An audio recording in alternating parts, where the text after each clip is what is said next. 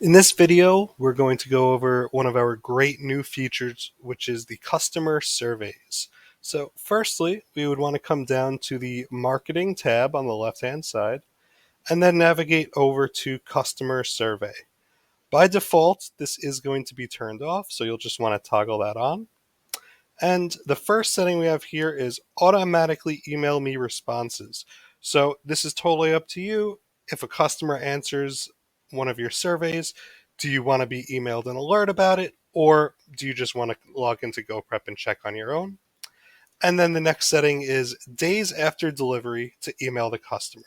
So for example, in this case, I have it set to 3. So if the deliveries were on Thursday, then the email would be sent 3 days later. Next, we can go about setting up the actual questions that we want to send to the customer. So we'll go ahead and click Add New Question. And the first option we have is whether or not we want this question to be about the overall order or about the individual items within that order. So in this case, I'll stick with the order. And we have different types of questions. So I have text. So a text question could be something like, what did you think about our ordering system? We can just click add. Now I could add another question. And for this one, I'll also do order, but I'll do a rating. So on a scale of 1 to 10, how was your delivery experience? We'll click add. And now we can do something really cool. When I click add new question, you see there's this option for a conditional question. So I'll go ahead and I'll toggle that. And I could choose a previous question that was asked. So in this case, on a scale of 1 to 10, how was your delivery experience? I select that, and I could say if they answered that question with an answer that was less than 5, then I want to follow up and ask them another question. And that question would be, why wasn't your experience positive? Right? So we can kind of learn more about them and get a little bit more details on why they rated it so low. And we go ahead and click add.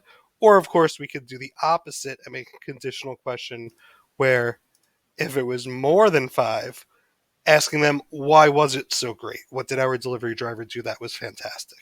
Right? So that's the idea behind conditional questions where you could really get some really great customer feedback here. Um, After text questions and rating questions is a selection question. So this is when they have multiple choice basically, and they have a bunch of check boxes that they could choose. A great example of this is if you're doing an items question. So this will ask them about each of the individual items. We could ask them, what did you enjoy about the meal? And we could have this limited to one response, but in this case, I would want a full response. And we could add multiple options and say something like tasted great, um, warmed easily,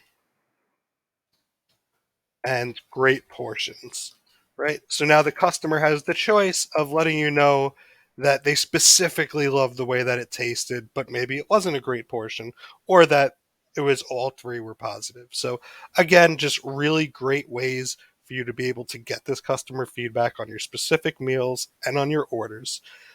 And of course, at the end of the day, once all of these have been answered, you could just come to this responses tab and you'll be able to review all of the answers that have been submitted.